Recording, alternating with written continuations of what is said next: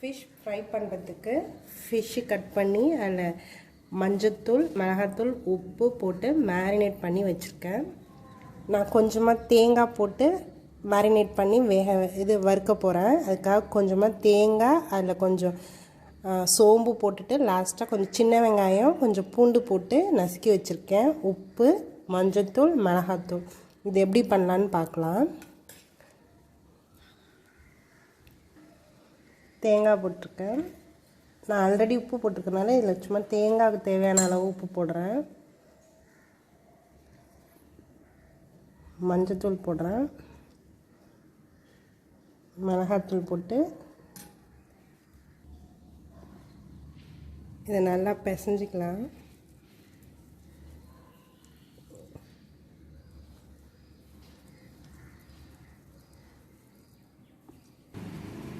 இதை நல்லா மிக்ஸ் பண்ணியாச்சு. நான் இப்போ இதில் ஒன்றுலையும் 2 சைடும் கோட்டிங் மாதிரி கொடுத்து வச்சிடுறேன். லைட்டாக தேங்காய் போட்டிருக்கேன். நான் ரொம்ப போடலை, லைட்டாக போட்டிருக்கேன். இது டிஃப்ரெண்ட்டாக நல்லாவும் இருக்கும் டேஸ்ட்டு. எப்போதும் மிளகாத்தூள் வெறும் இது மட்டும் போடுறதுக்கு இது கொஞ்சம் நம்ம தேங்காய், கொஞ்சம் வெங்காயம், பூண்டு எல்லாத்தையும் நசுக்கி போட்டு அதை அப்ளை பண்ணி பாருங்கள். இது நல்லாயிருக்கும். ஃப்ரை பண்ணணும். இது நல்லா டேஸ்ட்டாக இருக்கும். கொஞ்சம் ஸ்பைஸியாகவும் நல்லா இருக்கும். நான் இது எல்லாத்தையும் நல்லா அப்ளை பண்ணி வச்சுட்டேன். இது ஒரு 1/2 hour இப்படி ஊறிக்கிட்டு இருக்கட்டும். அந்த உப்பு வரப்பெல்லாம் உள்ளார கொஞ்சம் ஏறி கொஞ்சம் நல்லாயிருக்கும் சாப்பிட்றதுக்கும்.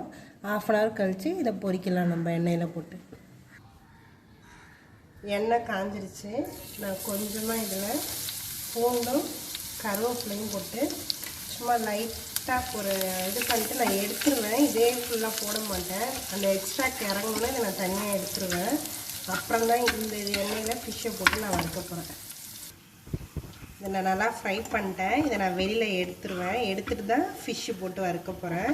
ஏன்னா இந்த ஃப்ளேவர் இந்த எண்ணெயில் இறங்கியிருக்கும். அது நல்லா கொஞ்சம் ஸ்மெல் நல்லாயிருக்கும். இதை எடுத்துடுறேன்.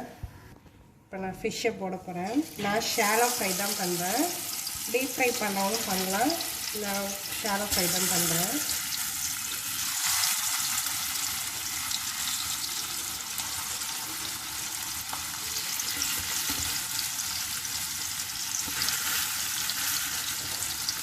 ஒரு 10 to 15 minutes ஆகும். அதுக்குள்ளே இது நல்லாவே ப்ரௌன் ஆகிடும். பார்க்கலாம் அப்புறம் இது எந்த அளவுக்கு ஃப்ரை ஆகுதுன்னு. இப்போ ஒரு சைடு நல்லா வெந்திருக்கும். அடுத்த சைடு திருப்பி போடலாம்.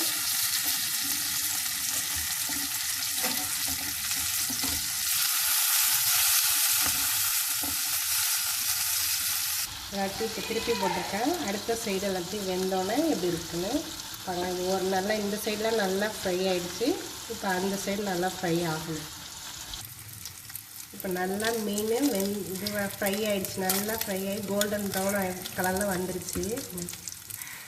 இப்போ இதை எடுக்கலாம். ஏன்னா நல்லாவே ஃப்ரை ஆகி நல்லா இதுவாக வந்துடுச்சு. நான் எடுக்கிறேன்.